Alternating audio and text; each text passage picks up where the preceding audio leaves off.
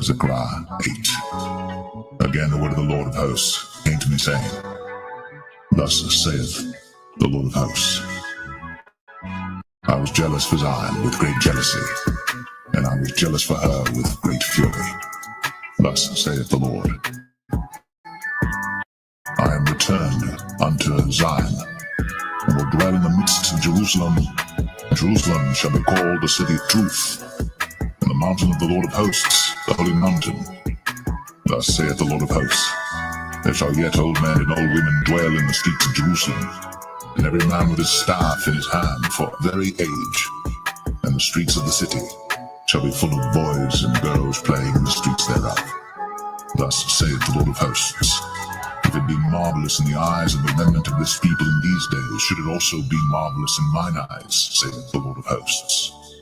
Thus saith the Lord of hosts, behold, I will save my people from the east country and from the west country.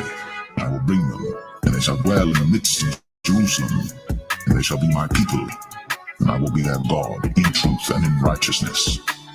Thus saith the Lord of hosts, let your hands be strong, ye that hear in these days these words by the mouth of the prophets, which were in the day that the foundation of the house of the Lord of hosts was laid, that the temple might be built. For before these days there was no hire for man, nor any hire for beast, neither was there any peace to him that went out or came in because of the affliction. For I set all men every one against his neighbor. But now I will not be unto the residue of this people as in the former days, saith the Lord of hosts. For the seed shall be prosperous, the vine shall give her fruit, and the ground shall give her increase, and the heavens shall give their dew. And I will cause the remnant of this people to possess all these things. And it shall come to pass that as ye were a curse among the heathen, O house of Judah, and house of Israel, so will I save you, and ye shall be a blessing. Fear not, but let your hands be strong. For thus saith the Lord of hosts, as I thought to punish you when your fathers provoked me to wrath, saith the Lord of hosts, and I repented not, so again have I thought in these days to do well unto Jerusalem, and to the house of Judah. Fear ye not. These are the things that ye shall do. Speak ye every man the truth to his neighbor. Execute the judgment of truth and peace in your gates. And let none of you imagine evil in your hearts against his neighbor, and love no false oath. For all these are things that I hate, saith the Lord. Restaurant store.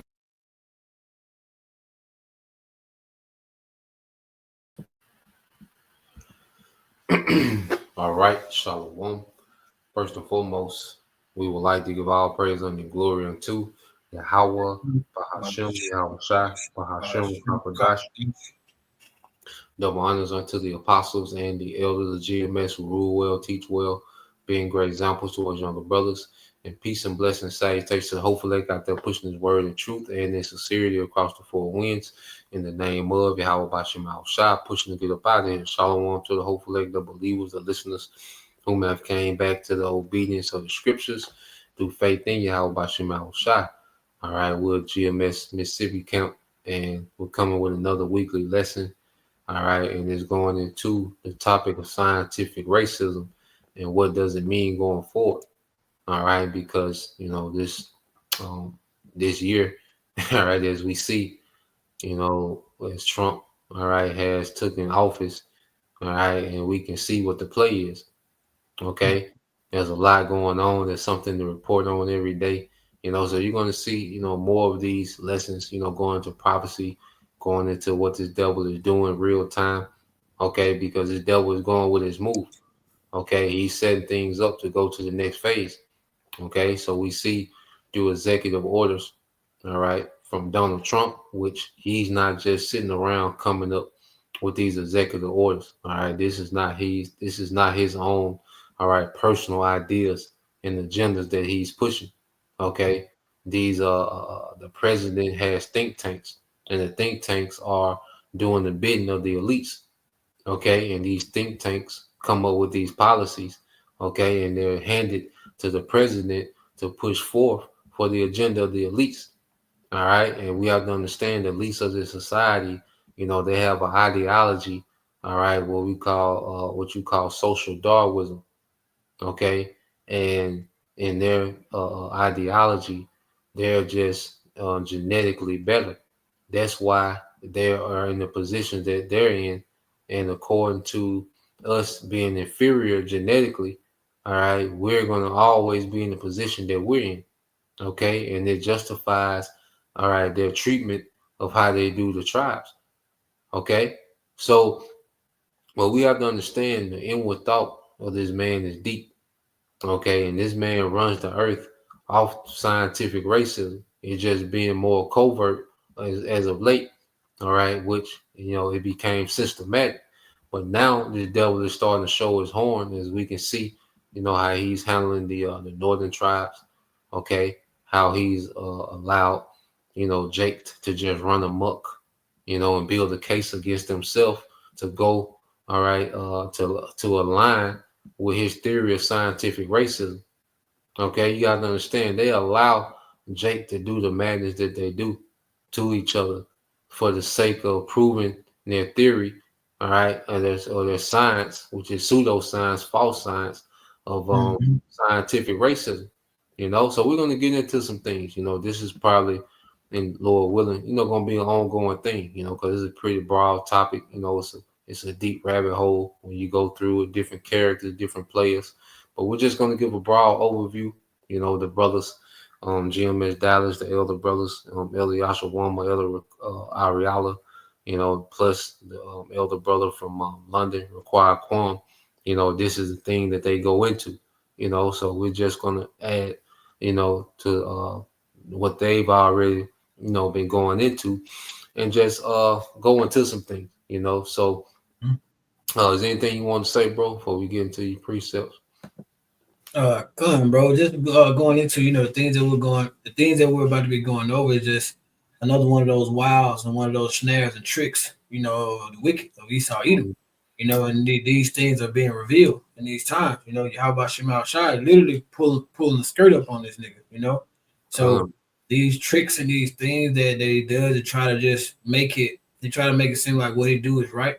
So he's trying to make it seem like the wicked is good and the good is wicked in these times, which is why they push the propagandas and all these things against the men of Yahweh Shemal Shai that's pushing righteousness in this world. So the point is, it's just we're uncovering yet another one of the wiles and another one of these snares of the wicked, which is Esau Edom. Come on. And that's beautiful. You said the wiles of the devil, which we'll get into that. Put that in the spiritual chamber, for a little later on, But so we're just gonna lay the groundwork, with a few precepts, set the foundation, set the tone with some scriptures, and then we're gonna get into we got 2 videos, so we're getting into it, Lord will, you brothers, all right, and you sisters are edified. Now, you can read that one on the screen, bro, and Mark.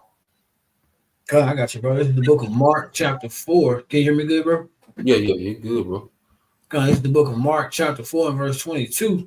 But there is nothing hid which shall not be manifested, neither was anything kept secret, but that it should come abroad. Yeah, so this is what we're seeing. All right, and this is Howard Shah speaking. So there was a time when certain things would come abroad, us being the true Israelites, because for a time there was hid. Okay, who Esau Edom is, the devil that the Bible speaks of, the wicked that the Bible speaks of. These things were hid. Okay, the agenda of the wicked and what they're up to, for the longest these things was hid, even though they was putting in plain sight for years. But now these things are being decoded through the spirit. Okay, so what we're seeing is everything coming to the surface right before judgment. Okay, and no Israelite can say that they didn't know. Because as you can see, all right, now you have black ass Christians, nigga Christians, pushing this, It's Jesus isn't black, and you know the guy loves everybody. They still on that kick. Esau finna, you know what I'm saying? Esau finna bring the hammer to you niggas, man, and you still on John 3:16, man. You know? God, bro. It's So a crazy. nigga, yeah, So, a nigga can't say that they didn't know because these things were brought to you in very thorough, in a very thorough way. The Lord put the Spirit on His men to bring these things out thoroughly to you. Okay, and you still screaming John 3:16 as a nigga Christian, you deserve everything that this devil finna do to you, man. You know, you got it, bro. You finna say something? God, and it's in the spirit you say that because you know me and Zaquan Body was in the gym today and he was just going into how as the masses Esau is so far ahead of the masses. The only thing that Esau cannot be ahead of is how about Hashem Yahushua, these scriptures, you know, his prophecy, his word. You know, it's the only thing that Esau can't get in front of. He don't have a choice but to go in tune with it. And you know, Zaquan Bayou was going into he did a lesson earlier. It's called You Don't Find That Suspicious. You know, going into how Zaquan Zahab had sent him a clip of a movie of how they was talking about a dude took the chip in the movie in like 1970, like 1970, 1980 in the movie. So I say that to say is I mean, in agreement with what you said because Esau is so far ahead of the masses, and that's because they don't want to come into the obedience or fall under Yahweh Shema Shah, be subjection unto Yahweh Shema Shah like they're supposed to in these times. So Esau will forever be ahead of them. You know, they like you said, they still talking about shit like you know, like you said, God is coming back to save everybody, or Jesus Christ, you know, ain't black. You know, that's like 101 shit, bro. Then you start learning that his name is Yahweh Shah's name is not Jesus Christ. Jesus Christ is a pagan name, man. You know, that's not Yahweh Shah. That's not our savior. That's not our big brother. You know, and Yahweh, who the Father, who the world ignorantly calls God, like we know his name Yahweh. So that's 101 stuff, bro. Like look at how far Esau is ahead of all these other people. This nigga is really constructing like things so far advanced past what the masses is still arguing about. You know, the earth being flat around. You know, little ignorant shit like that. Shit that don't matter when Yahweh Shema Shah is literally uncovering this devil yet again. How we going out in these videos, and there's still gonna be some objections to that. Come, bro. Come, bro. If you say it, bro, and you can get that too, bro. Come, I got you. This the book Ecclesiasticus, or the book of Sirach, chapter 12, verse 10. Never trust thine enemy, for like as iron rusted, so is his wickedness. Yeah, and see, our people have been duped, you know, into thinking that these devils have changed. You know, see, they don't equate, you know, these Edomites in 2025, you know, to the Edomites. They brought us here into captivity. They fed our children, all right, to alligators. Okay, they tied Jake to horses, split them apart. Okay, tied Jake to trucks, drug them down the road. Okay, they don't equate these Edomites in 2025 to those type of devils. Okay, nah, these devils are worse because they have way more technology now, and they have you niggas food that you think that they cool. You know, and niggas are finna find out in the hardest way that this man has always been your enemy and he never stopped. Niggas are finna find out in the hardest way possible, man. You know, and good riddance to you niggas, man. All right, because you niggas are hold up in progress, like the brother said. You know, to really, you know, argue with the Christians, you got to go back to 101. Okay, you got to really go back and dumb down to the stupid ass argument that they got. But them niggas can play. Esau not playing. That's what they go find out. He ain't bullshitting, man. You know, he tapped into his shit, bro. Shit. Like he tapped in hard, man. You got it, bro. God, it's the book of Ecclesiasticus, of the book of Sirach, chapter 12, verse 11.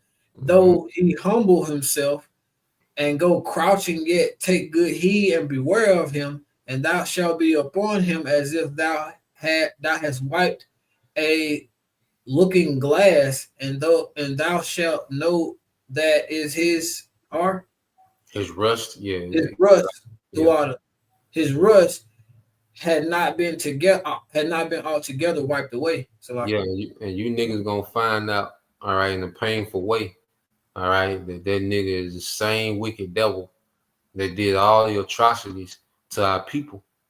Okay, and now he's even more wicked because he has something to lose. See, his kingdom is on the line. Okay, when he was doing what he was doing, you go back to chattel slavery, the prophets wasn't out. You see, now this nigga is more agitated than ever because prophecy. All right, the prophets are on the front line telling this devil about himself and what's to befall him, man. Okay, so you Jakes, okay, still being simple as goddamn hell. All right, and this man finna bring scientific racism to the forefront, and this how this man has always run the earth. Okay, when this man went forth to conquering, all right, as it says in Revelation 20, how he went forth to deceive the nations in the four quarters of the earth. Okay, when he was loose, going back to the Renaissance period, all right, a major part of his deception, okay, was their false Christianity, beginning with Roman Catholicism. Okay, they're pagan doctrine. Okay, they're pagan religion, and then you have the Enlightenment era. Okay, where you get the Illuminati and all these different Freemasons, being entangled into these different secret societies and governments and think tanks that really run the earth. Okay, and these are the ideologies that they was pushing, and this is how they systematically subject Jake, all right, to the worst of the worst, man. Okay, so what we seeing now, with Trump, with this whole DEI thing, and this is them saying, look, you niggas are not capable, okay, to function in this society that we got. Okay, we finna because most of you niggas jobs, okay, they finna go automated. Okay, Amazon, these plant jobs, all right, Eve at the cashier, okay, which yeah, and I can't wait on that automation. All right, when they doors was automated, well, you don't got to see Eve. Okay, man, yeah, on the phone, you know what I'm saying? You gotta wait till she get through texting, check you out, you know what I'm saying? So the most of the jobs that you niggas got is finna be automated anyway. Okay? And these devils is finna build a case that you shouldn't even be here. Okay?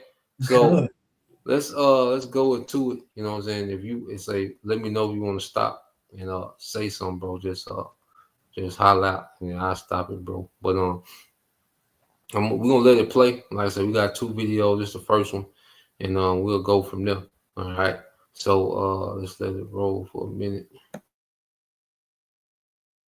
It's gonna make me popular. So yeah, there was a time when racism was not only mainstream but scientifically approved. We had top scientists in their fields writing long diatribes about, quote, race science, all of which turned out to be, well, racist conjecture. And while we put it in the realm of goofy Victorian ideas, it still affects today. And we still have best-selling authors spouting the same thoughts. Not to mention, the facts aside, self-described skeptics and rationals on the internet and in the comments of this video dig up these long-dead ideas. I've rabbled long enough. This is the Scientific Racism video.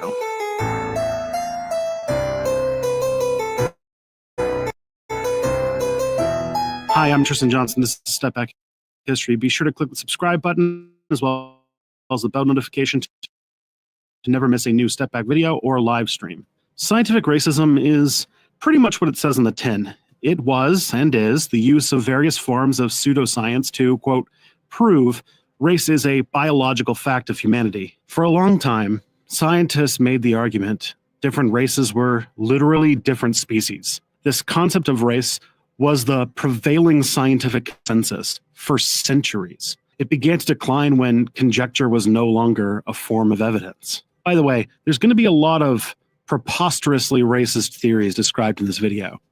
They have zero merits, but they most definitely can be distressing to hear about. as these ideas, while ridiculous, still popular in some circles. The origins of scientific racism go all the way back to some classical age thinkers. In the Greco-Roman tradition, you had Hippocrates writing about dark people being cowards and light people being courageous fighters. Roman writers like Posidonius used to refer to, quote, those races nearest to the southern half of the axis, quote, as not having enough blood, making them have features different from them. So as you can see, all right, this ideology goes back to the Greco-Roman Empire.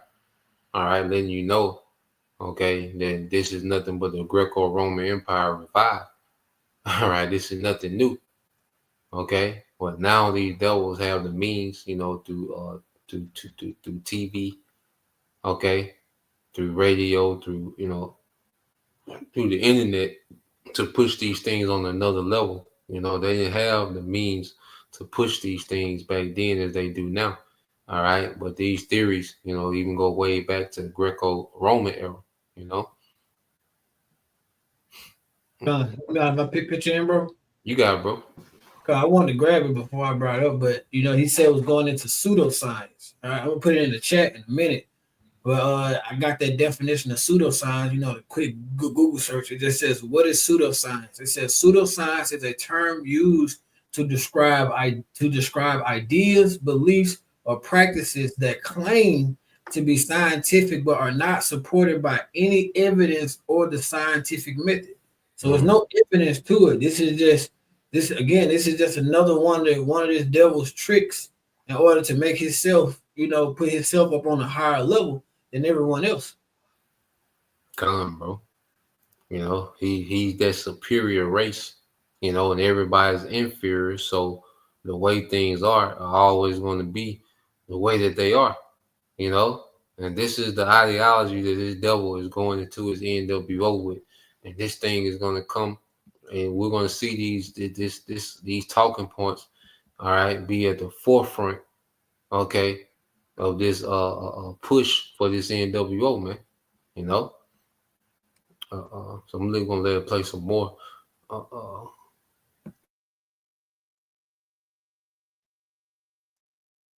This was pretty much the extent of it before the Age of Enlightenment. Remember how you used to like J.K. Rowling before you found out she has a Twitter? Well, if your J.K. Rowling is Enlightenment philosophers, you might want to turn off now. Voltaire, like the Voltaire, believed different races developed independently of each other.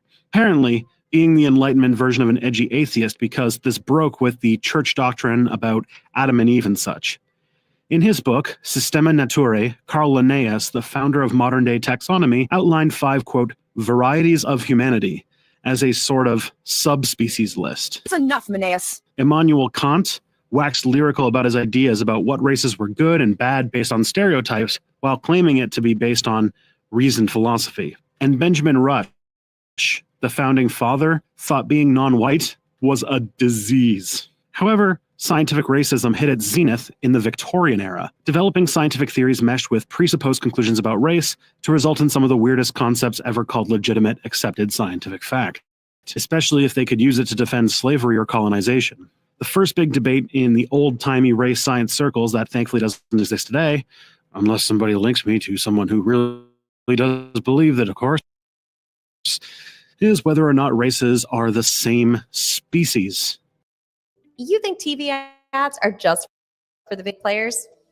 Think again. It's crazy to think that TV advertising. Yes.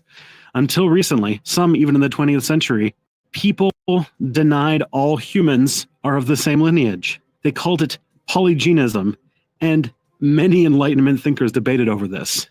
It was really just debates using conjecture and assumed stereotypes, so you can imagine how productive it went. These were debates which came down to whether not being white was because they were a different species or because they had a skin condition where a mole covered the entire body. We're working with this kind of stuff. Another theory had to do with skull shape. You can find this in various scientific journals of the period. Long descriptions about how every person's skull. The water, bro. He was saying, you know, how not being so-called white is considered a disease, or being if you wasn't white that you had a giant mole on your body, you know. And I'm gonna put that put the scriptures here in the I'm gonna put it in the chat, but I think it's in the book of Numbers, right? Numbers 12, if I'm not mistaken. How when Aaron and Miriam was basically going against Moses, if I'm not mistaken, and then Yahweh came and he turned Miriam leprosy, and basically she was that snow white color, and that's when Aaron, you know, turned, and you know he was asking, you know, he was begging Yahweh not to put that sin on her. So even when you go all the way back in the history into the scriptures, being white, it was not, that was not a good thing. That was something like we did not want that. So when Esau tried to make it seem like just because he's his color, he's there because he's not white, he's red, and we know that red correlates with sin, and it correlates with wickedness. So when he tried to make it seem like that, just because he's that one color, it makes him more superior. All throughout history, it was never a good thing to be that color. You know, if everybody else on the planet Earth had some form of melanin in their skin, Yeah, you know, you're the only one who does it. What'd you say, bro? and pigmentation. Yep. Pigmentation, the water. If everybody on the face of the earth has some form of pigmentation in their skin, and Esau is the only one who does it, then does that make everybody else wrong just because he looks that way? Mm-hmm. People can believe that. The water, brother, put it in the chat. He put it in the chat. I think it goes into verse 9 too. Yeah, that's John. I'll John pull it up real quick. I got you, bro. I'll read it. You can break it down. This is Numbers 12 and 9. To get this account, it says, "In the anger of the Lord, Yahweh Bashim al-Shah was kindled against them, and he departed. And the cloud departed from off the tabernacle," you know, because, you know, Miriam and Aaron, you know, was speaking against Moses about, you know, his Ethiopian wife, you know, so the Lord came, you know, and checked him, you know. But as he was leaving, you know, he left Miriam with he left something for Miriam. And the cloud departed off the tabernacle, and beheld Miriam became leprous, white as snow. And Aaron looked upon Miriam and beheld she was leprous. And Aaron said unto Moses, "Alas, my Lord, I beseech thee, lay not this sin upon us, wherein we have done foolishly, and wherein we have sinned. Let not her be as one dead, or whom flesh is half consumed, when he cometh out of his mother's womb." So if you see, bro, when she sinned, you know, she became that color. So when she went against Moses, who indirectly he was going against Yahweh Bashim al-Shah, you know, she got turned that color. And Aaron begged for her to be turned back into her original color. So now if we and this is a bit off, you know, from the topic, but now if we're seeing that she wasn't originally that white as snow color, you know, then that arises the question, you know, what color was Moses? Because Moses, Aaron, and Miriam were all sisters and brothers. So what color was the original prophets? So Esau wants to put himself above the prophets as well. He wants to put himself above everybody, and he's trying to make himself be on the same level, if not greater than Yahweh Bashim al-Shah. And that's why this devil gonna fall, man. Mm-hmm. And if you go into it, it said, "Let her be not one that is dead," because you go into when Esau was born, and Jacob seen Esau, he said, "Ashashwa," which means wasted away is he. You know, like he was dead, like he was born dead. You know, it's a dead look. These pale, you know, you see Edomites, especially them pale Edomites, you know, they just got that dead, you know, look, you know. So that's not the superior look, okay, of the earth. You know, these Edomites have been able to, you know, make that seem as if, okay, they're the the brother got a link. There's a link. No. Oh yeah, grabbed it. Cause you know, Esau changed it in the blue letter. The water, bro. He grabbed that too. I have been looking for a minute. Yeah, it won't let me click on the link. I don't know if you might have to see if you can copy and find that link. I got it right here. Yeah, I got it. It came up for me. Put it on the chat. It won't let me click on the link. Barbershop, bro. Oh, you see it? Yeah, it's just I'm saying I need the actual. See if you can look up the link on your phone. Oh, yeah. Because you might be able to do it because you just let me click on it on there. You put it on the screen, But we'll let this play while you try to find that link, though, bro. We'll let it play some more. I got you right here. Yeah.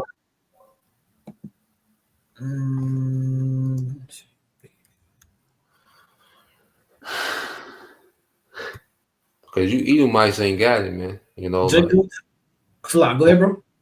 No, you got it. Yeah, Yeah, just type in urbandictionary.com and in the search bar, just type in Esau. It come right up. Wasted away.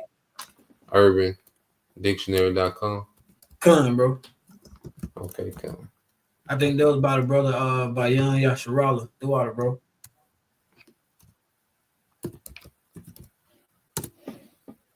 Let's see. Type of Esau. Just type in Esau and then in the search bar. It came right on up. Remember we had talked about it a few weeks ago. And we was like, it used to be in the blue level.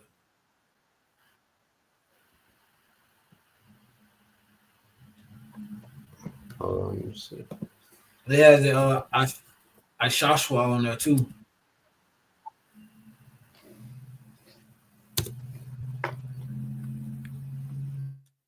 God damn, it ain't pulling up on mine. It ain't pulling up some madness.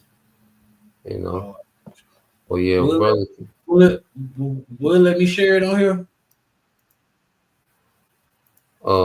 Nah, I mean you can what you got on your if you can just copy and paste it. I got it on the computer. You just copy and paste and put it in the comment board. I don't know if it lets you share it or not. Okay. Yeah. Well, yeah, just to prove their point, because that's another lie. I said like the devil, paint themselves as if they're the standard of beauty in the earth. The Edomite man and the Edomite woman do not got it. You have very few, Edomite women that look decent, but that's for a short time. But that look ain't the ideal look, okay, of the earth. But it's all good though. We'll, if you get it, put it up there. If not, I'm just let this play to you. It's in there. Okay, you got it. Let me see. Yeah, it says etymology. It said translation. The Hebrew name Ashashua, which means wasted away, are they? When he was born, his parents named him Ashashua. All right, because he was born without pigmentation or melanin. In layman's term, the Most High wasted away the color from his flesh. Esau, the progenitor of the Edomites, the Caucasian race. Okay, you can't get around it. Okay, so this man's origin, is he started off flawed, just from the way he looked. Okay, but now he's in power and telling people, all right, he's superior and everyone else is wrong. No, he was meant to be, all right, the nation, all right, isolated because he's the wicked. He was meant to be different and weird, because he's the wicked. And you see, but now he's saying he's the genius and everyone else is idiots, man. Okay, especially Jake. You see, we have to watch for that, bro. Oh yeah, come on, bro. Like I said, there was a brother by Young Yasharala, but it's no coincidence that he was the only one that was described. So it means he was different from everybody else. You go into tons of scriptures on how his blessing was a sword. Scripture go into save me from that sword, that wicked, which is that sword. So all these things linked to Esau, and then we just also linked as well with the brother 16 and that Esau are the ones with that so-called Caucasian flesh. Mm-hmm. So it ain't no way around the point that who the devil is, and he is the wicked. And again, like we said before, this is just another one of his bullshit tricks. And he try to use to basically re-image himself from being the wicked to being the more superior race. It's like, again, it goes back to him he's trying to fabricate his own blessing back. Mm-hmm. Come on, bro. So yeah, we're gonna get back into it.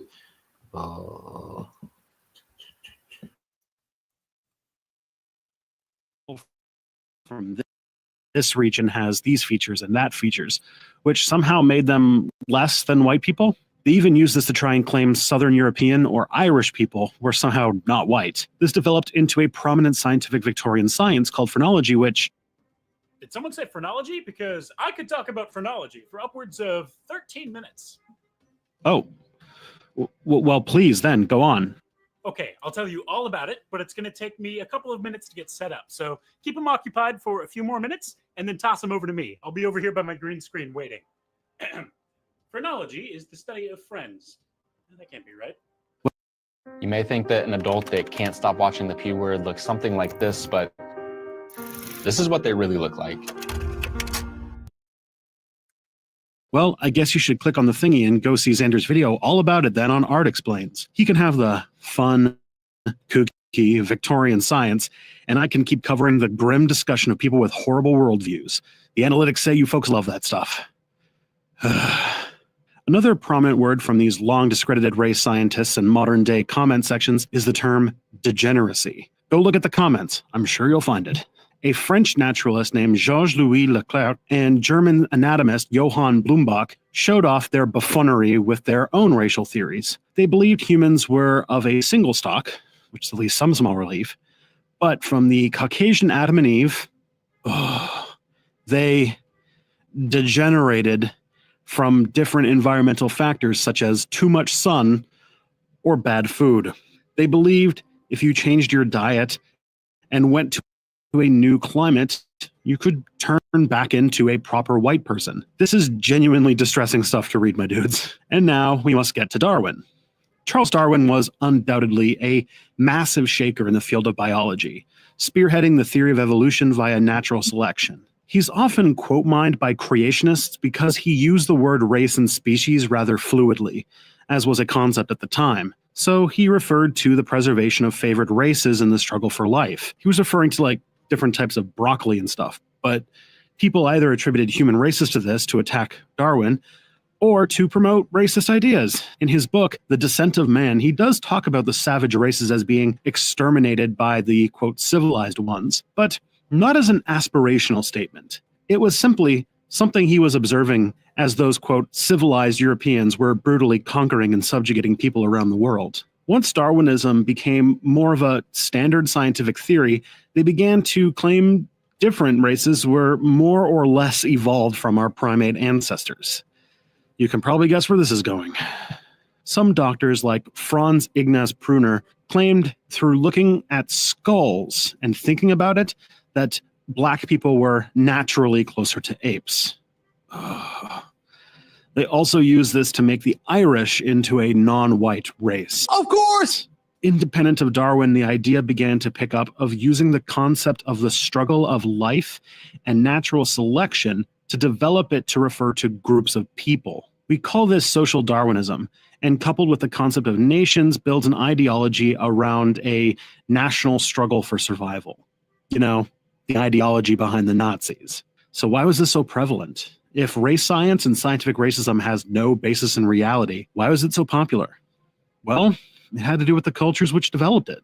See, Europe had been through this centuries-long project at looking at other people's lands, saying it's theirs, and either subjugating, enslaving, or eradicating the people who lived there.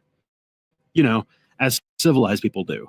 Humans don't typically think it's okay to do such horrible acts of violence to their fellow humans, so they constructed elaborate justifications for it. Early on, it was about civilizing them or bringing Christianity, but as it turned into a straight-up murder and conquest, they needed a better justification. Science was a way to do it, and so do it they did. Scientific racism justified the genocide of the First Nations of the Americas, and apartheid in South Africa. When they weren't conquering, a lot of Europeans were busy keeping people in slavery based on racial categories. If race isn't biological and you believe in equality and liberty, and all those ideals Enlightenment people believed in, you needed a way to justify keeping an entire group of people in chains.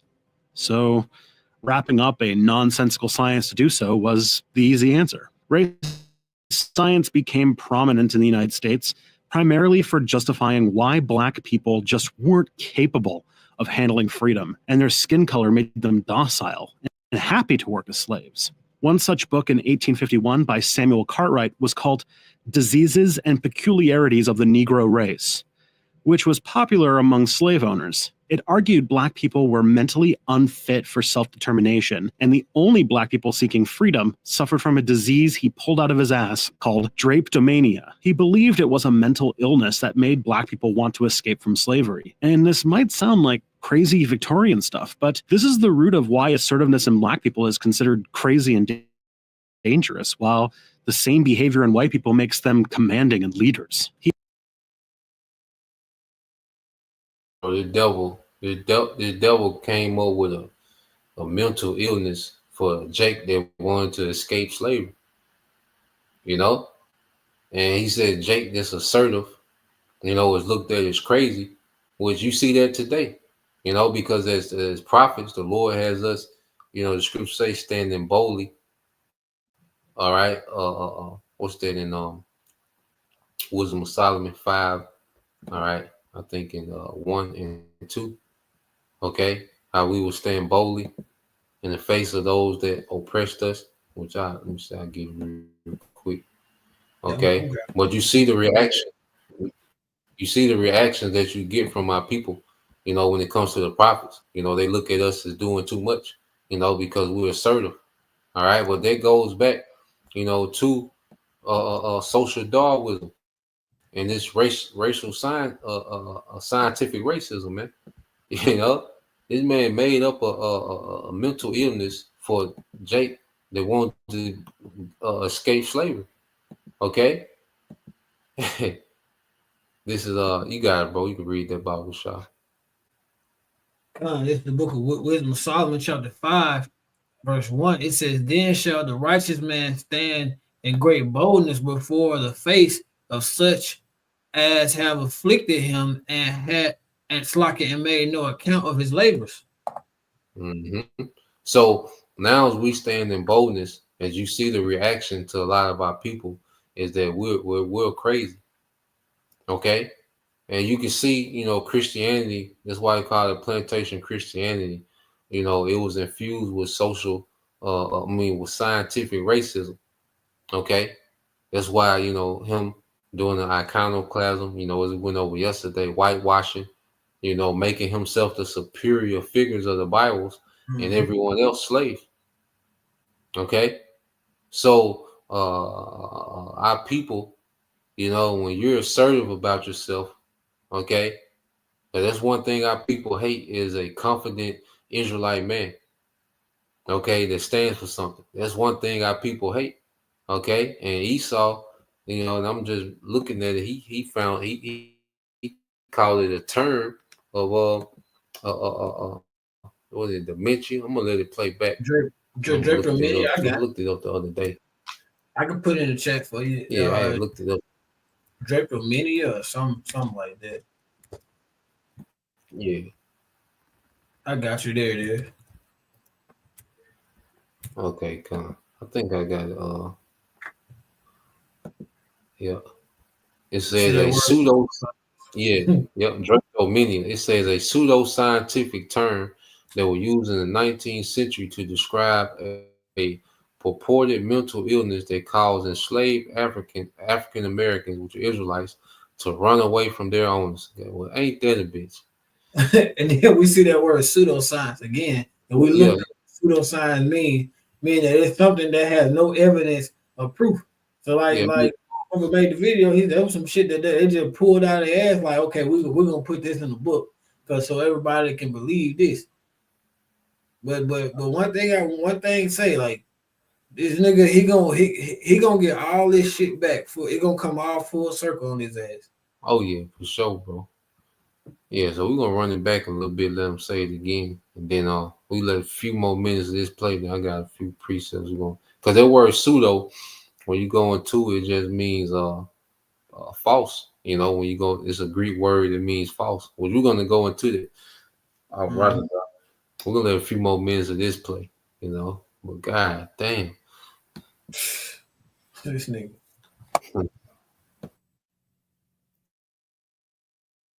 Prominent in the United States, primarily for justifying why Black people just weren't capable of handling freedom, and their skin color made them docile and happy to work as slaves. One such book in 1851 by Samuel Cartwright was called Diseases and Peculiarities of the Negro Race, which was popular among slave owners. It argued Black people were mentally unfit for self-determination, and the only Black people seeking freedom suffered from a disease he pulled out of his ass called drapetomania. He believed it was a mental illness that made Black people want to escape from slavery. And this might sound like crazy Victorian stuff, but this is the root of why assertiveness in Black people is considered crazy and dangerous, while the same behavior in white people makes them commanding and leaders. He also argued Black people don't experience much pain compared to white people, legitimizing their rough treatment. This still comes to haunt us in how Black people experience pain and pain management in hospitals to this day. It wasn't until the mid-20th century this race science was formally dismissed on the world stage, so there was still plenty of more brutality based on pseudoscience to come. One person you might have heard about is Francis Galton and the concept of eugenics. He argued we needed to prevent race mixing and sterilize people undesirable to strengthen the species. This is the same Francis Galton who invented regression towards the mean. Eugenics was another pillar of the Nazi project of extermination, but eugenic societies were all over the West and popular. Doctors sterilized untold amounts of people under the justification of improving the gene stock. Sometimes they called this ugh. Did you know you can own a piece of some of the highest grossing characters in history? I'm talking Cinderella, Snow White, Sleeping Beauty. Racial hygiene. But this is the subject of a future Patreon stretch goal video. These concepts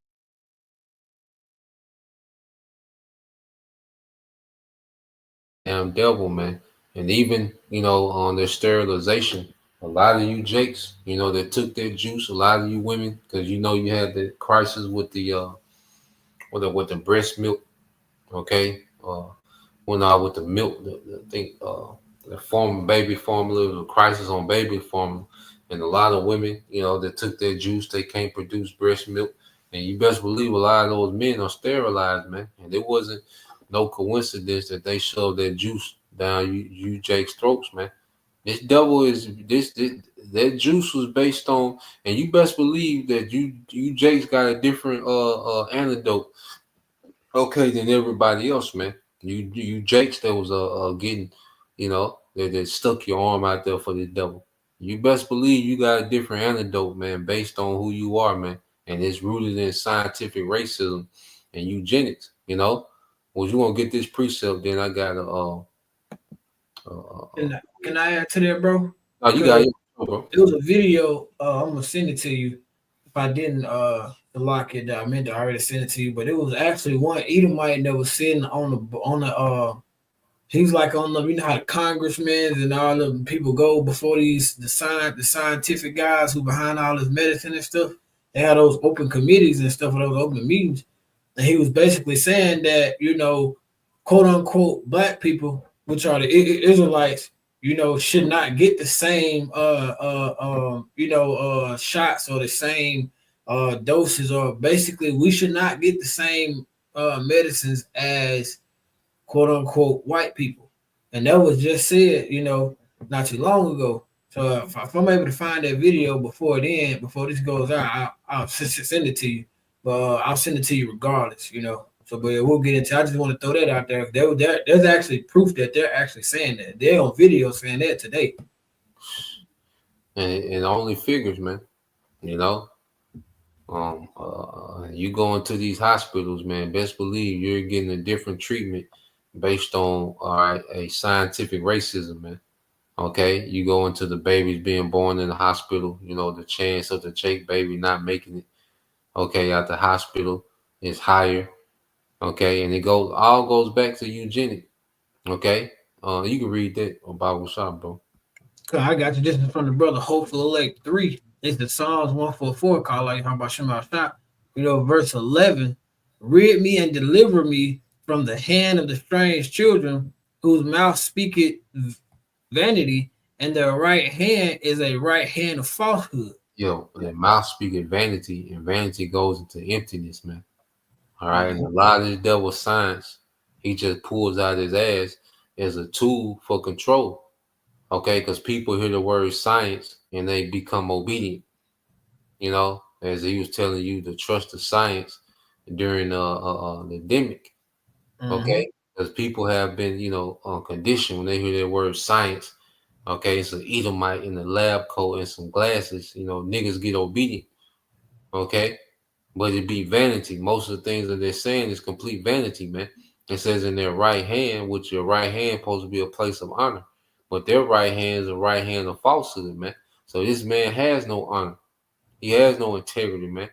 Okay, this man runs the earth off lies and deception and wickedness, man. Okay, now going back to, all right, I want to get a couple of more things real quick, because when you go into when these devils was conquering, all right, when they came over to what they call the New World, okay, those Spanish conquistadors, okay, you had what you call the Spanish requirement, all right, or el requerimiento in the Spanish. Now, if you can read that, bro, the Spanish requirement. This is the Google search going to the Spanish requirement. It said the Spanish requirement, or el requirimiento, was a doctrine written in 1513 to justify the Spanish monarch's claim to the Americas and the enslavement of indigenous people. Yeah, the document. So, say again, bro. I said indigenous people. Yep. Indigenous, the water. Indigenous people. The document was read to indigenous people as a demand for obedience and recognition of Spanish and Catholic authority. Yeah, so pretty much, their thing was, all right, these people in the new land are not Christians, So by the right of God, we have the right to this land just based because they're not Christian, and that's what they call the Spanish requirement. All right. Now when you go into it, it says read how read how the Spanish requirement was used.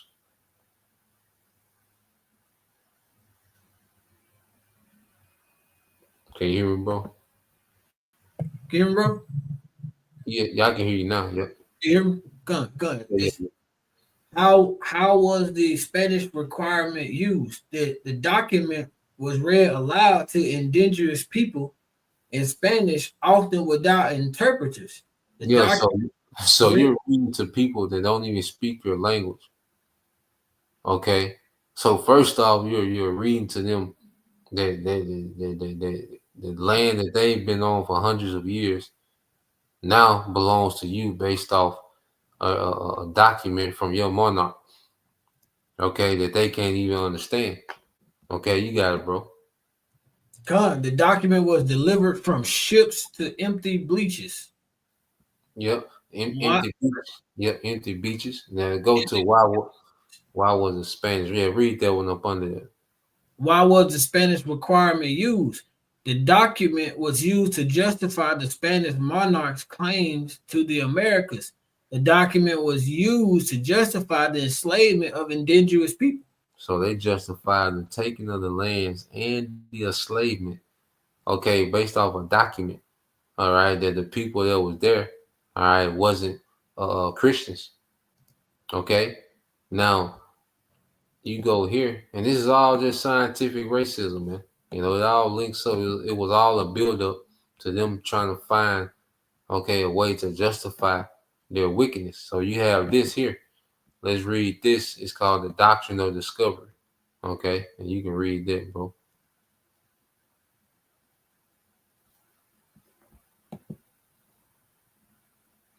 Hold on, you went out again, bro. Hold on, bro. Oh, there you go. Can you hear me now? Yeah, yeah. Yeah, it wasn't our way in Salakia. Can you hear me? Yeah, I can hear you now. Con. The doctrine of discovery is a legal and religious concept that justify European colonization and non-Christian lands. Yep. So you had the Pope at the time. All right. And I think it was your guy too, Rodriguez Borgia. They put this what you call papal, which is ultimately a decree from the Pope. They will call a papal, all right, a papal bull. You see, now but I believe it was your boy Caesar, Rodrigo Borgia, the father of Caesar Borgia, which they got the image of this false, character, Jesus Christ. That's how they drew up the image of Jesus Christ, man, which has nothing to do with the Bible. Okay. But yeah, read that. How did it work, bro? How did it work? The doctrine stated that European nations could claim land if it was uninhabited by Christians. Wow. Or if the people were not considered, considered uncivilized. So who was determined if these people were civilized or not? All right, because here it is. These people had agriculture. All right, these people had housing, they had clothing, they had family, they had a hierarchy. With the chiefs, the elders. So who's to say these people are uncivilized? You can't say, well, they was going to war with each other. Well, you Edomites go to war with each other. Okay, did not the Greeks, when Alexander died, did not they go to war over their empire? Okay, was that not uncivilized? Then you have the year of 4 emperors with the Roman Empire. All right, so that bullshit about they was fighting each other. Well, you Edomites fight each other all the goddamn time, man. Okay, so what was the standard that deemed these Native Americans? All right, the Northern Kingdom. All right, so-called Native Americans and Northern tribes. Okay. Who set the standard to deem them uncivilized, man? Esau just pulled it out of his ass. You got it, bro. Mm-hmm. No, I understand too. Going back into, I found that video. Esau basically just tried to say that, we should basically have a more watered down version of vaccines, quote unquote, which we know we shouldn't be getting them anyway. But he was trying to use it. He tried to throw it in there that we have our immune systems are much better than theirs, which they are. But that's just the way. That's just another one of those devil snares to say that ain't no telling what they putting in Jake, man. Ain't no telling what they doing. Jake lined up to get them vaccines, and they got something totally different in there. And say the Jews, bro, they be sensitive about that V word. Throughout, bro, the juice, Salakia. Ain't no telling what's in that juice, man. Like they're just, and Jake still gonna line up to get it because they gonna want the perks that come with it. So. And just kind of bring it back full circle to kind of add to what you were saying as well, go on, into how they were trying to colonize the land. We had rankings. We had our structure. We had the we basically had everything we need to be self-sustained from this devil system, and he continues to want to make everyone and everybody reliant upon him. He wants to bring everybody beneath him when he's the lowest nation, man. Come on, bro. And so you can finish reading that too, bro. This is the second bullet on how did it work. The doctrine gave European nations the right to take land, impose Christianity, and exploit the resources of the land. Mm-hmm. Don't they do that today in Central South America? Okay. The Isles, you look at Puerto Rico. Okay, how they turned into a sugar plantation, tobacco plantation down there to this day. Mm-hmm. Okay, paying you from $1 a day. Okay. So don't these devils do this throughout the earth? Okay, and they do this to other nations too, especially over there in what they call the Middle East. Oh yeah. Okay, but they've been doing this with Jake for the longest, and it's the most harsh. Okay, you got it, bro. The third bullet says the doctrine was used to justify the disposition of indigenous people and the establishment of settler nations like the United States and Canada. Yep. So these devils use the doctrine of discovery. Okay, with these theories, where these are non-Christian people, we have a right to do whatever we want to, in the name of God. Okay, in the name of affording Christianity and civilizing the world. Okay, and that's why people look at Esau Edom as he civilized the world. You have people that say, well, it's a good thing, that we was brought in captivity. We wouldn't be amongst, all this civilization, because they don't know history, man. They don't understand that at this time, the Moors, okay, was the most civilized civilization on earth at the time, man. When you go into the architecture, when you go into technology, it was the Moors, man. Okay, that was the most advanced at this time. Okay, so you go into all these different empires. The King Solomon, King David. Okay, these were highly advanced empires, man. Because there's no way you can have a system of wealth if you're not highly advanced, man. Okay, and Jake has always been far more advanced than these devils, man. Okay, that's why they will always come and sack the temple, man. Because Jake will always have, systems in place to retain wealth.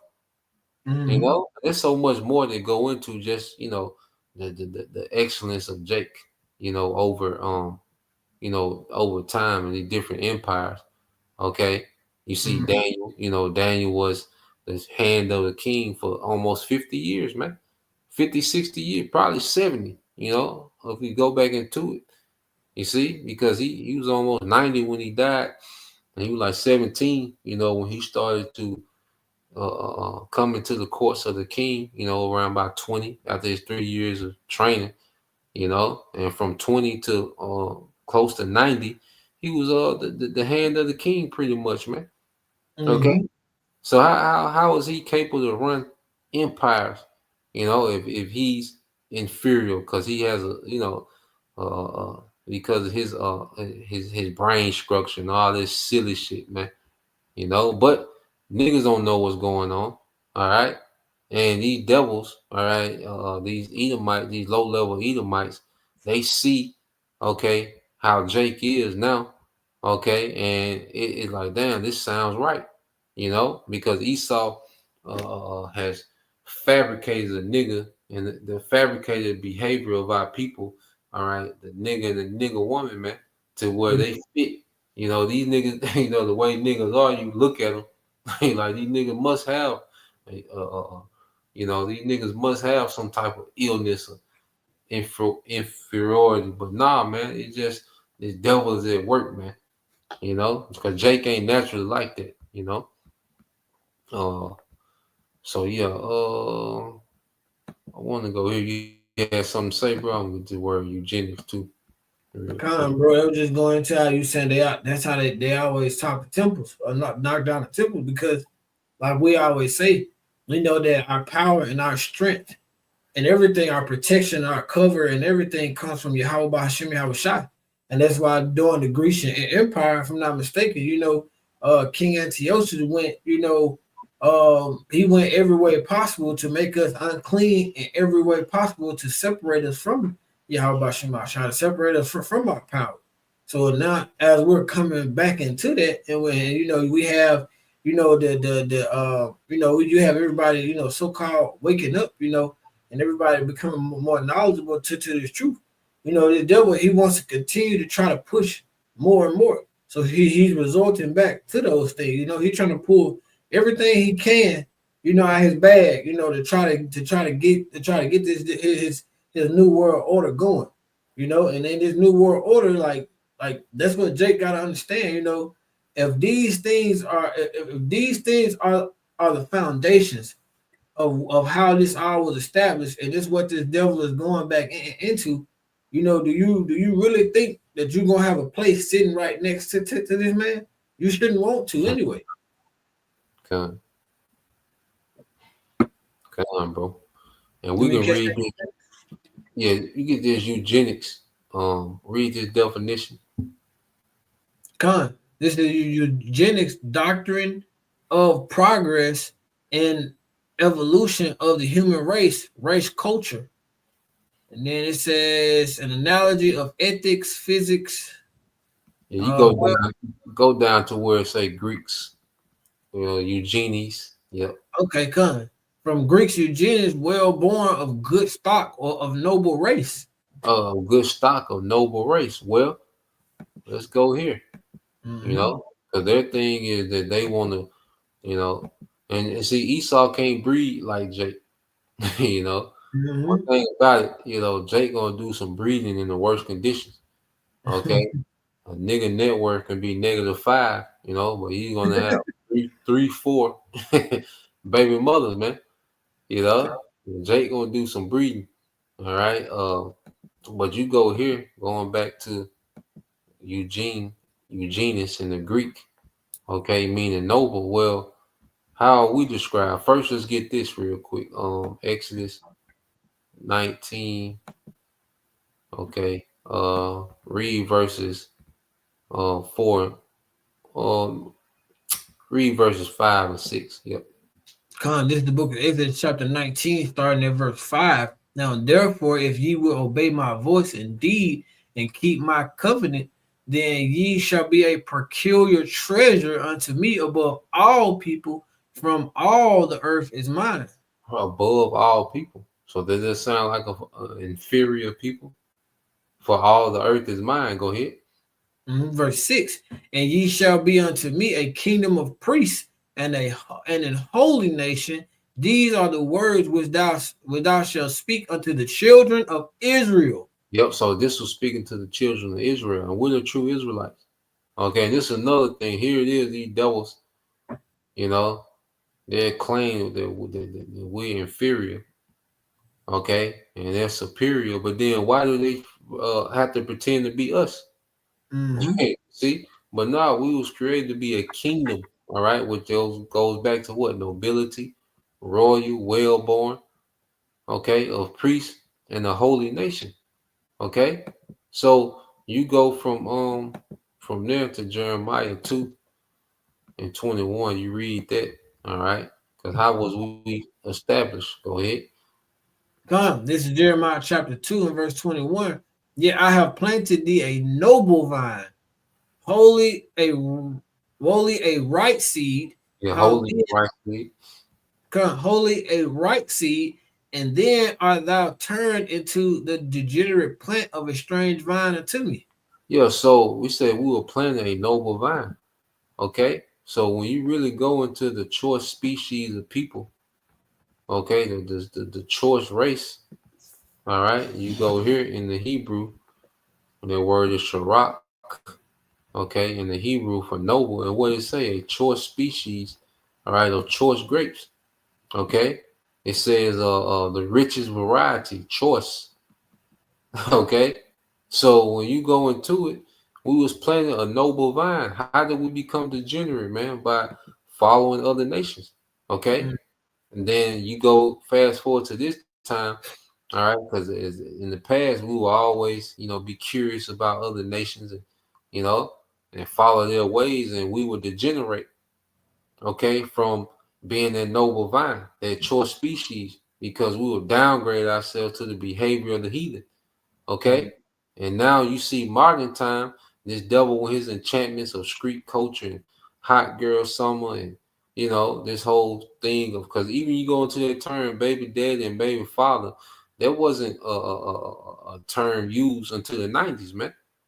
Okay, mm-hmm. So even that whole concept. So what you see our people have degenerated into is the enchantments of the devil, man, and what he made popular and what he glorified, man. Okay, mm-hmm. He glorified the degeneracy, man, but just flat out, Jake is a choice species, man. And even in our lower state, Jake still, all right, shows that he's a choice species, man. Not only in sports and entertainment, man, but engineering. Okay, even when it comes to military. Okay, when it comes to economics, man, Jake. All right, it's a lot of Jake that really make this thing go behind the scene that people don't know. All right, and these Edomites know damn well. All right, that Jake. Okay, you get those certain Jakes and they be high performers, man. And Jake built different, you know. So get ready to plug this other one in. If you had a point, you could make it. I'm getting ready to set this other one up. Nah, bro, you brought it full circle, bro. Go ahead. All right, so I'm gonna get this other video. We're gonna play just the first few minutes of it, and then we're gonna get some more precepts before we close out. But yeah, so this one, and in this video, it shows you that this man also, replace, the authority of the Bible with science. Like that's another reason he brought in the whole concept of his science, was to replace the authority of the scriptures. And this video is going to go into it, and this is why the scriptures call Esau a godless man. So we're gonna play this one, and get a few more precepts, and close it out, So yeah, let's let it play. Power that has helped us to understand things better than previous generations have.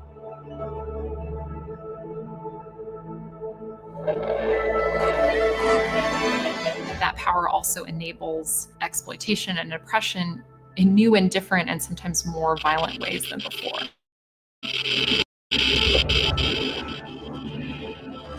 Having greater control over the natural world and the human body tempts you into controlling it more. And how would you wrestle with that temptation?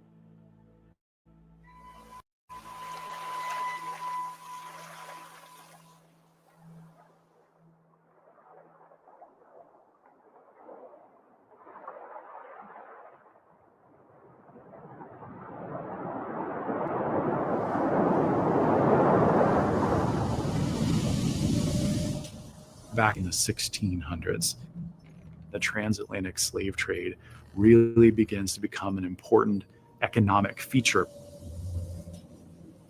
That's when race begins to be solidified along lines of power. Meanwhile, the religious changes that happen, especially the Protestant Reformation, telling people, look, it's no longer just your membership in a particular church that gives you this relationship with God. It's just by being what you are. God loves you. You have a personal relationship with God. That language gets turned into you have a standing in society because of who you are. You have some sort of essential characteristic to you, such that you deserve liberty.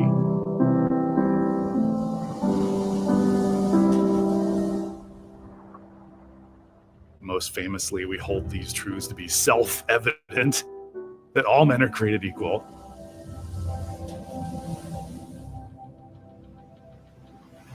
And then you have the great irony. But why do these other people not have that kind of standing?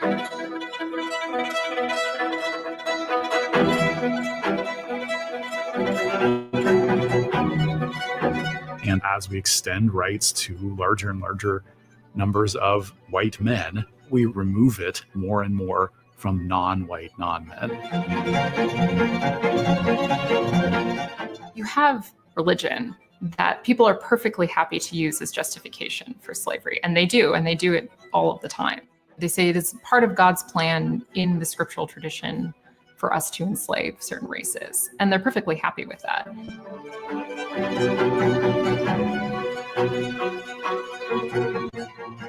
And I think we've struggled to account for, well, why is there this moment where people start to use biology, they start to use geology, they start to use archaeology instead to make that argument? Why would you go from this thing that's been working for you for a long time to this form of knowledge that is sort of uncertain These new scientists who are emerging in the 19th century are making this case. If we're going to move the future of science and technology forward, and particularly on the question of race, it's got to be based on empirical evidence. Races are not equal, and we cannot arrive at this position merely using theology and religion.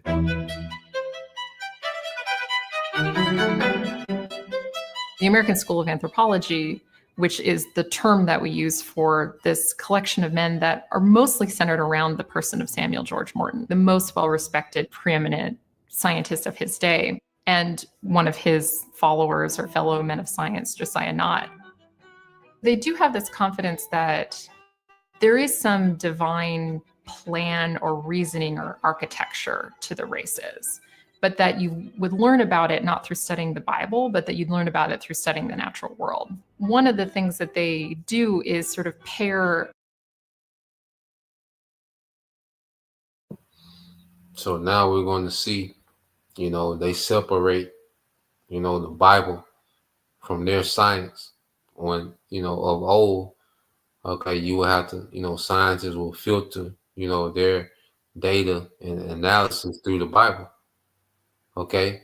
And as this devil, has strayed away from the Bible, he's been able to fabricate complete madness, and say, look, this is science, which science just means to know. All right.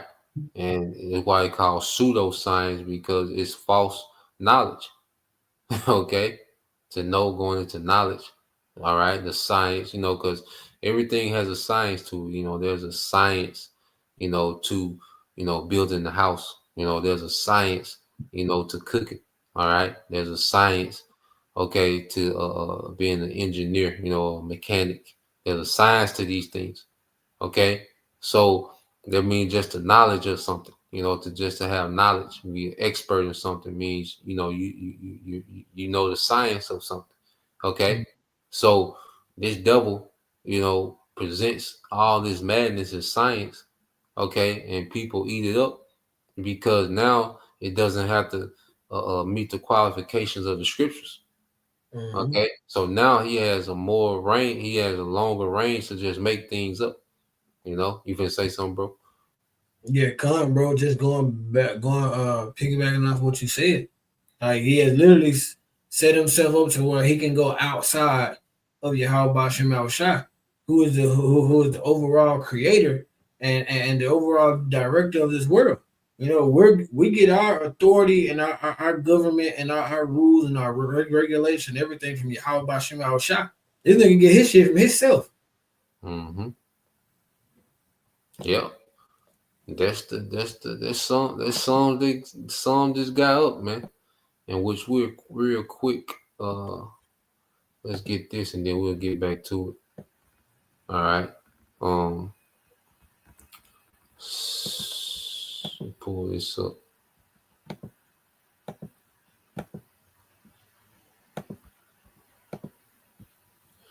All right. Let's get let's get Job 21:14, bro. This is the book of Job, chapter 21 and verse 14. Scroll back up, bro. Oh, Salaki, bro. Go ahead.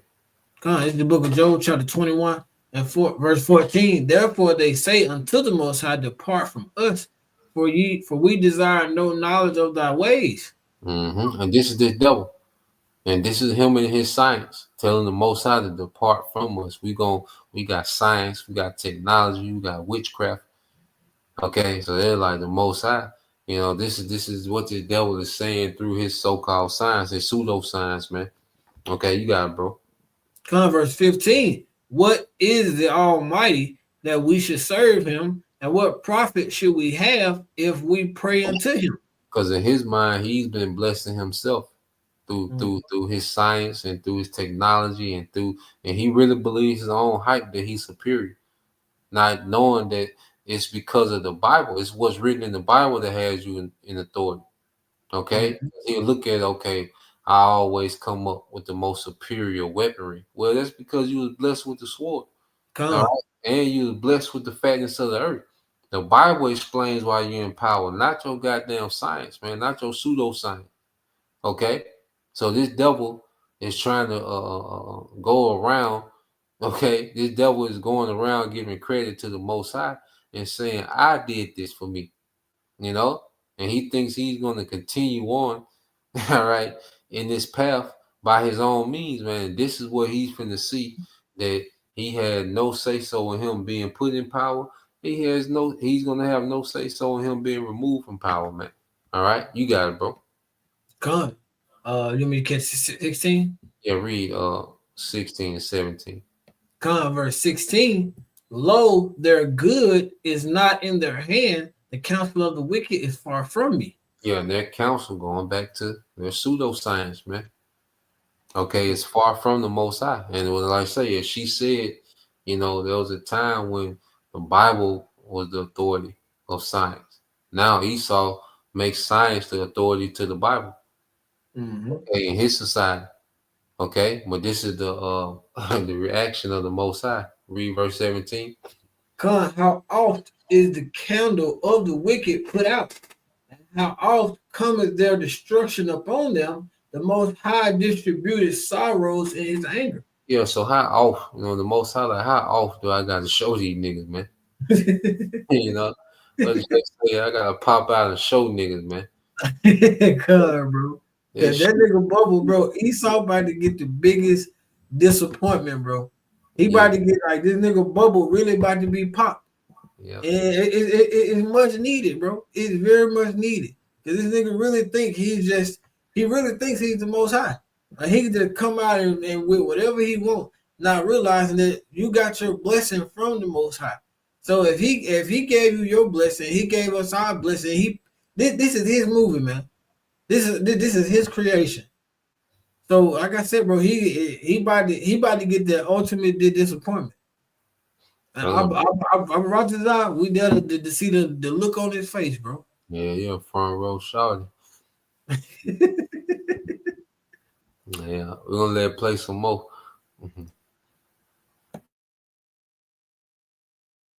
Morton, the most well-respected, preeminent scientist of his day, and one of his followers or fellow men of science, Josiah Nott.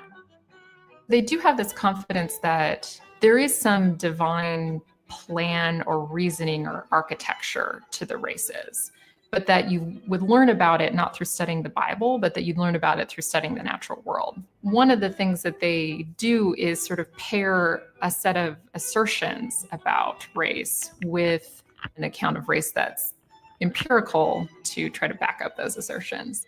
And so they do things like collect specimens from human bodies, most famously skulls.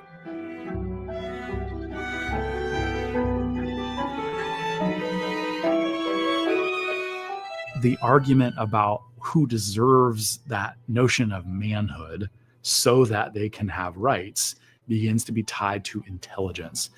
And by the time we get to the late 1700s, scientists are pretty convinced that intelligence doesn't come from a disembodied spirit, but it comes from the brain meat itself.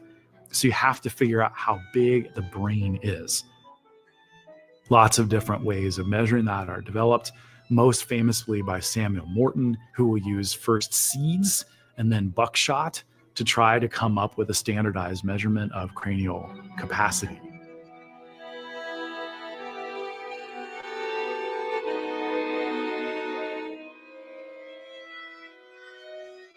They're using all of these things as evidence for their initial assertion called polygenism. This term that means that the different races are actually separate species, that they're actually separately created by God. In the 18th century, it was generally thought that there was one human origin.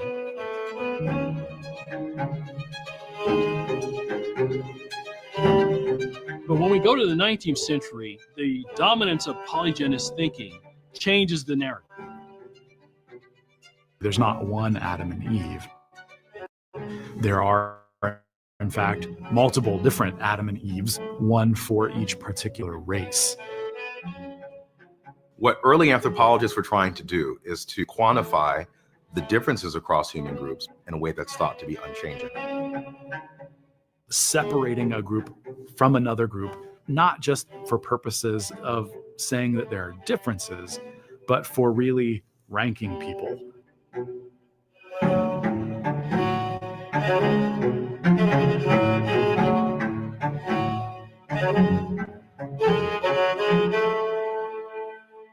and making sure that the economic and political power structure continues to exist. And so if you can get objective scientific research to uphold, right, these laws, to uphold these ideas that the white race is superior, then you're going to use it. You're going to say, see, I told you, we even have science. So Samuel Morton is publishing some of the first works on polygenism in the 1840s, and then Josiah Nott comes along and also publishes several works during this time. Josiah Nott is someone who I think is much more of a champion of the idea. He's really sort of a confrontational figure who's having arguments and debates in newspapers and in public forums, really trying to kind of push and promote the idea of polygenism. And he goes to war with a couple of people, one man in particular named John Bachman, who is a Southern slave owner in South Carolina, who's also an amateur naturalist, but he's a devout Christian and believes, look, the inferiority of the races is supported by the Bible and is supported by biblical doctrine. And you would think Josiah Nott would agree with him, because politically, they're after the same thing. Black subjugation, white superiority. That's what they want. But Josiah says, the problem, though, is that you cannot make these arguments based upon religion. These arguments must be made based upon scientific thinking. Looking from the present, when science is so authoritative, we just sort of read that back into that moment. We say, like, well, of course they turn to science because science is the authority.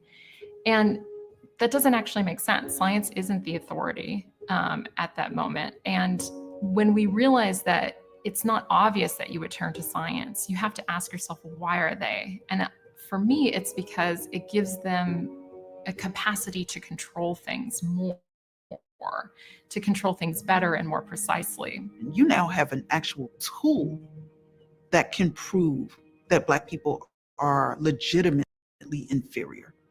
And the sort of kicker is, when you recognize that, it changes what you think of as science, right? Because you do have science as curiosity about the natural world, you do have science as understanding the natural world, but it's also science as mastery. It's science as control. It's science as literal power.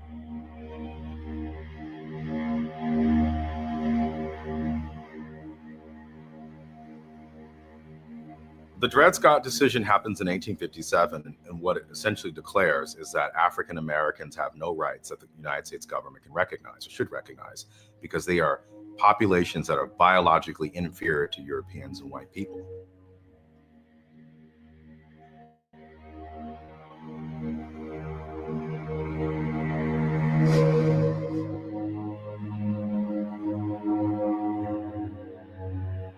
And so when you see Taney's decision in Dred Scott, he is channeling the scientific thinking of the time.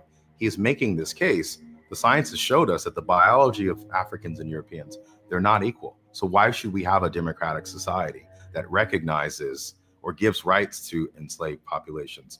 Why should we do that? It would go against the natural laws that govern our world. And in fact, if we do that, we might threaten the kind of order, the social order that is both political and social, but more than that, ordained by God, embedded in nature, and as a part of a larger kind of cosmological destiny for American people.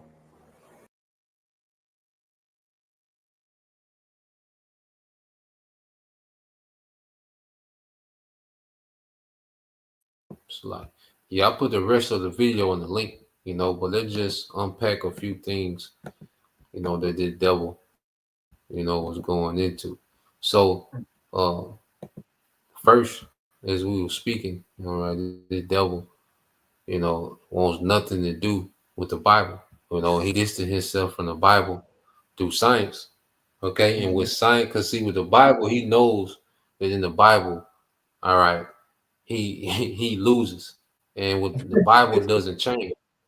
Okay, see, the Bible doesn't change, and it's only so much you can, false interpret of the Bible to what you got to deal with particular things in the Bible. So if the Bible is the authority, there's a lot of things in the Bible that goes against this devil.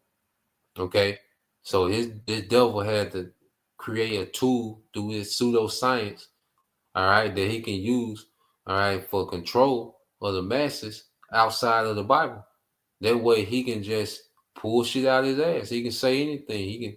He can come up with anything. He can make up data and numbers and studies, and we did this and we did that. So this means this. The science backs this up. The science back this up. Okay? And this is what these devils finna get ready to bring to you, man. Okay? Now, real quick, because he said something about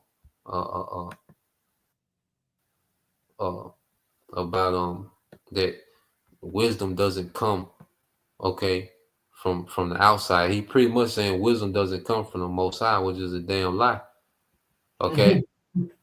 So he's saying wisdom doesn't come from the Most High, and that, matter of fact, let's get this real quick. That it's about, you know, the actual the brain meat, you know, the actual brain itself. Okay. But when you go here, let's get this in Job 12 and 20, Job 12 and 16. Yep. It's the book of Job, chapter 12 and verse 16. With him is strength and wisdom. The deceived and the deceiver are his. Yep. So with him is strength and wisdom. This is with the Most High. And he distributed accordingly, man. Okay. The deceived and the deceiver are his. And see, Esau is deceived. You know, he's playing the deceiver, but ultimately he deceived his damn self, man. You see, he set himself up for failure. Because when you go into the scriptures, when you go into true wisdom, which wisdom, all right, let's get a few out the apocrypha. You finna say something, bro? No, I was just gonna say, bro, like we have the scriptures and he has his pseudoscience. The thing about it is we can't change the scriptures, so we're held to a certain standard. He can, like you said, he can pull whatever he wants out of his ass with that pseudoscience because it's not backed by anything. The scriptures is backed by Yahweh Shem Yahushua, and his word shall not return void. That pseudoscience is straight bullshit, bro. Bro. And that's why even when you go to, let's see, it was Solomon. All right.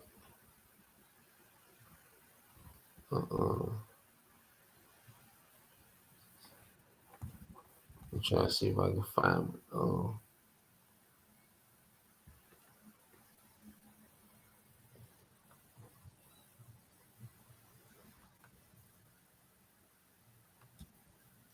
While you grab it now, I had looked up that polygenism, and it was going into basically it's the dogma of original sin.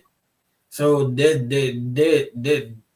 that's where they start to try to fabricate their bullshit with that, you know, polygenism and that pseudoscience and everything like that. That's what they fabricate all their BS. Yeah, they always come up with these terms, and you know that's another thing. They come up with a lie, you know, and put a fancy name on it. Okay, and the masses just eat it up. You know, especially now, you know, because people are such idiots now that they don't know what nothing means.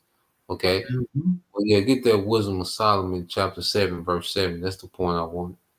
This book of Wisdom of Solomon, chapter 7, verse 7. Wherefore I prayed, and understanding was given to me.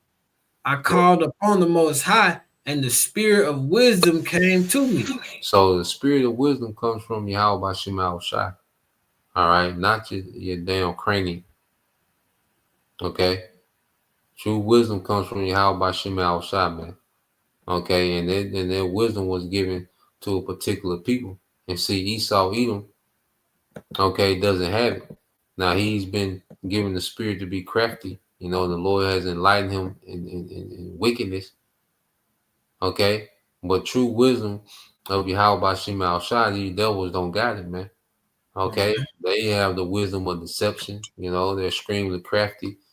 Okay, with their lies, and they've been able to tap into the left hand side and be enlightened in particular things, but they don't have that true spirit. Okay, wisdom. You know, that was given to one people, and we're gonna read about it, man.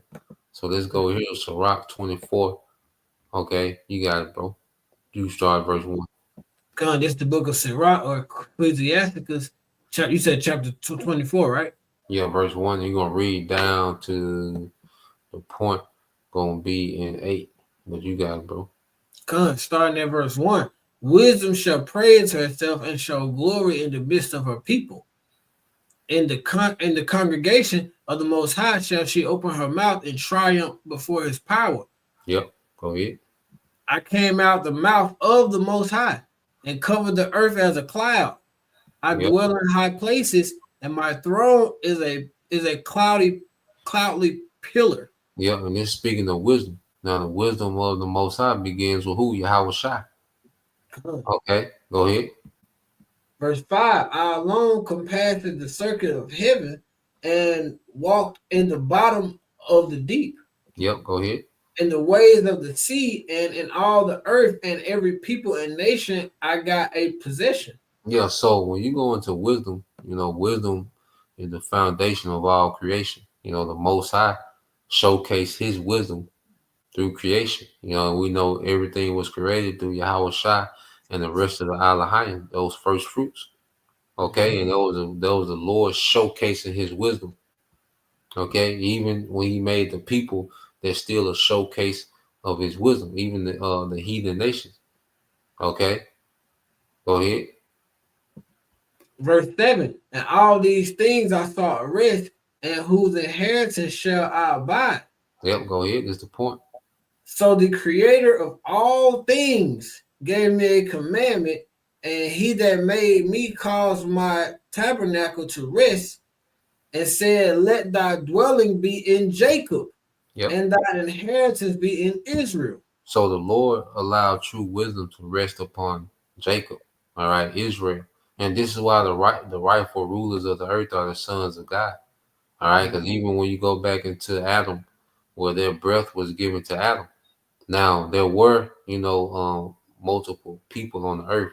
Adam, represented, the race of man at the time. All right, but you had a chosen Adam that the Lord breathed his breath in as the sons of God. You see, and through that Adam, you will eventually get down to Noah. Okay, all right, and as the earth was flooded, Noah and his sons, all right, and their wives were delivered, and then you will get, all right, the people of the earth today.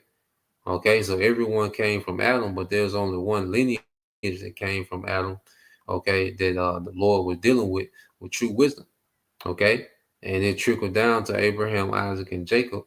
Okay, which consists of the 12 tribes of today, the Israelites. Okay, you can read verse 9, and God, verse 9.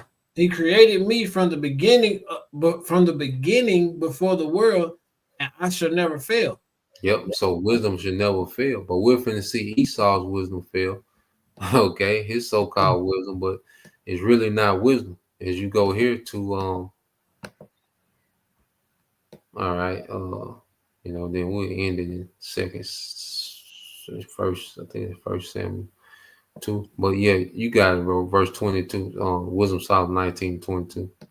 God, this is the book of Wisdom of Solomon, chapter 19, verse 22. The knowledge of the wickedness is not wisdom, neither at any time the counsel of sinners prudence. Yeah, so how the devil runs the earth, and you look at how the earth is being ran, it's completely ass backwards how this man runs the earth.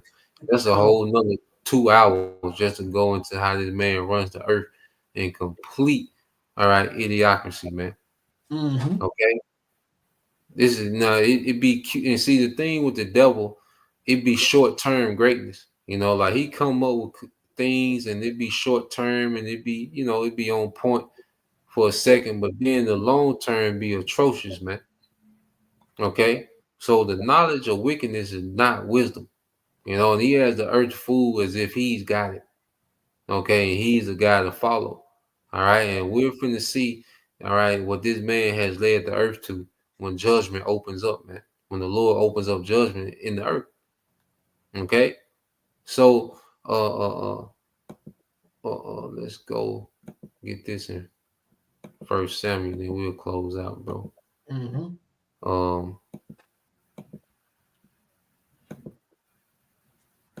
and like I say, this will be, a little ongoing thing because it's a lot to unpack because because we finna see it real time, so you gotta get used to seeing, the devil start to implement this. All right, Trump. This is what Trump is really saying.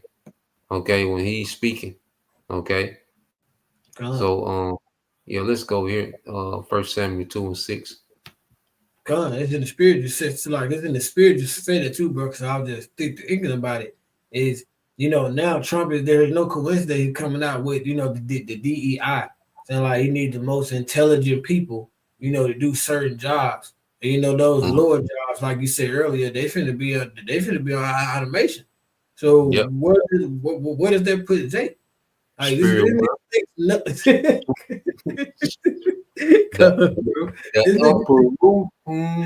Hey, bro, return the symbol. Yeah, niggas ain't got the upper room, goddamn.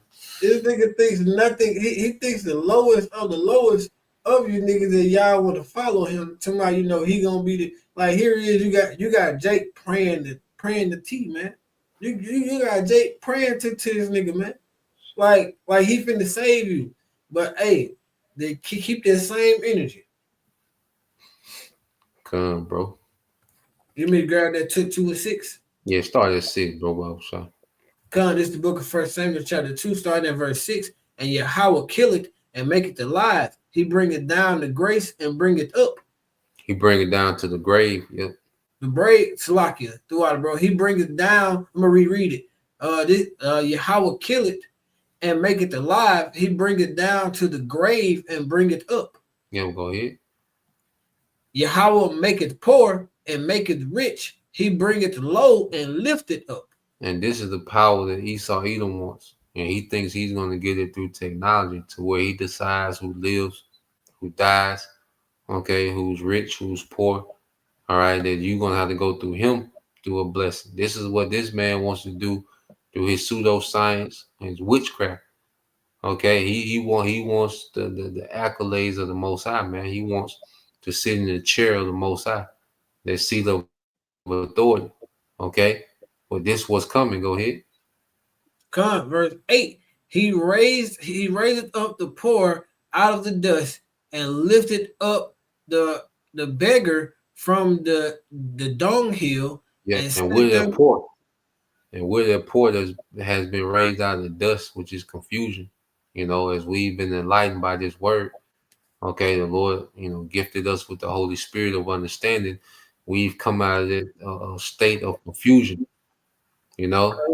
Our pure minds are stirred up, and the dunghill represents a place of dishonor. Okay, something that's regarded. And see, in his scientific racism, we're nothing but a dunghill. All right, this nigga said you're not smart enough to be considered human. And then he said, based on the way your skull shaped. Come on, man. He told Dred Scott, like, nigga, you don't get no rights. You're not smart enough to have no rights. And you look at this society and how people treat the Israelite man in public, like that scientific racism is embedded. Like people feel like naturally they don't have to respect the Israelite man. Like that's embedded in this society. Like people look at you like you really don't deserve. Like some people give you respect just on, just on the muscle, but really it's like a thing of like you can tell how they look like you really, like it's to their it's up to them if they decide to give you some type of respect, so that scientific racism is highly embedded in this man's society, man. You got it, bro. Come on, bro, because like you said, like certain places you go, and then to include, some evil like that, they continuously want to put down the Israelite man. That's a whole nother topic, but that goes into it as well. The entire society is basically meant to put us down the way that Esau has it ran, because he wants to make it seem like as far as among men, he's that most, superior race, which he's not. Come on, bro. Yeah, you got it. It says to set them among princes and to make them inherit the throne of glory, for the pillars of the earth are Yahweh's, and he has set the world upon them. Yeah, see, this is what this devil wants to prevent. All right. He doesn't want anyone to look at us in another light outside of what his scientific racism has already categorized us as. So as we are calling ourselves Yasha'Allah, the princes of the power, this is a major problem to the devil, man. Okay? This is what really got this devil cranked up. The prophets. All right, because niggas are doing exactly what this devil wants them to do. These young niggas, all right, the nigga woman wilding out, okay, and especially these black ass Christians, all right, they're doing exactly what the devil wants them to do, which is to remain inferior. But as we've been out of the dust, as we've been raised up out of the dust by Yahweh through this understanding, now there's a problem, man. Okay, now we gotta really buckle down. Like we gotta bring this scientific racism to the forefront. You can read verse 9, bro. Come, verse 9. He will make the feet of his servants and the wicked flock it. He will keep the feet. Yeah, come. So put the water, bro. I ain't called it. He will keep the feet of his saints, and the wicked shall be silent in darkness, for by strength shall no man prevail. Yeah, he's going to keep the feet of his saints, which he's going to keep us established. The Esau can't uproot what we're doing. He can't uproot what the Lord is doing in the earth, man. Okay? Which is getting ready to establish his people as their righteous kingdom forever in the earth. So the wicked is finna be silent in darkness, which means he's going to be powerless, man. He finna have to play the back. Okay, he's been at the forefront with this madness and pseudoscience for too long. Okay, dictating, what's right, what's wrong. Putting, deeming people unfit, deeming people, inhumane. Okay, he's been at the forefront of what morality is for too long. Okay, it says, and by strength shall no man prevail. So by his military, by his pseudoscience, by his witchcraft, by everything that this man has built, he's not going to prevail by any of it, man. Okay, read verse 10. That's the point, bro. Come, verse 10. The adversaries of Yahweh shall be broken into pieces. Out of heaven shall he thunder them up. Yahweh shall judge the ends of the earth, and he shall give strength unto his king and exalt the horn of his anointed. Yeah, so we finna see the Lord break all this shit up into pieces, man. This whole society. And Esau himself is going to be broken in pieces, man. Okay, and we're going to see the Yahweh Shah finna come put that high IQ to the test, man. Says you so goddamn smart and intelligent. Okay. And it says the Lord shall judge the ends of the earth, man. It's mainly in the Western Hemisphere, man. Mainly over here in America is going to get the brunt of the Lord's wrath. All right. And he's going to give full authority to his king, Yahushua, and exalt the horn of his anointed, man. Okay. And also it's going to be the government of Israel establishing true wisdom, man. And you people haven't seen wisdom yet. Okay. The kingdom that the Lord is going to bless us with is going to blow this out the park. To the point that scripture speak about this kingdom ain't even gonna come to mind anymore, man. So that was it. You had something you gonna close out before you close out with, bro? No, bro. Just really, like I said, you pretty much brought it out too. Just going into how, again, this devil has no wisdom. This is just, again, he just continued to try to pull tricks because he realized he's really running out of time, bro. And there's nothing he can do about it. So he's trying to resort to every avenue possible. And like you said, once your house shot cracks some clouds, like his military ain't gonna be able to save him. The witchcraft ain't gonna be able to save him. It's gonna be a straight slaughter. They're gonna be straight bird food, man, as the scripture say. But that was my idea, bro. Come, bro. Hey, well, Lord will, you brothers, all right, and you sisters, edify once again. And give all praise and glory unto Yahweh, Bahashem Yahushua, Bahashem Kakadash, and double honors unto the apostles and the elders of GMS who rule well, teach well, being great examples towards younger brothers. And peace and blessing, salutations. Hopefully, they got that pushing his word of truth and in sincerity across the four winds in the name of Yahweh Shem Yahushua, pushing to get up out of there. Until the next time, we say Shalom. Shalom.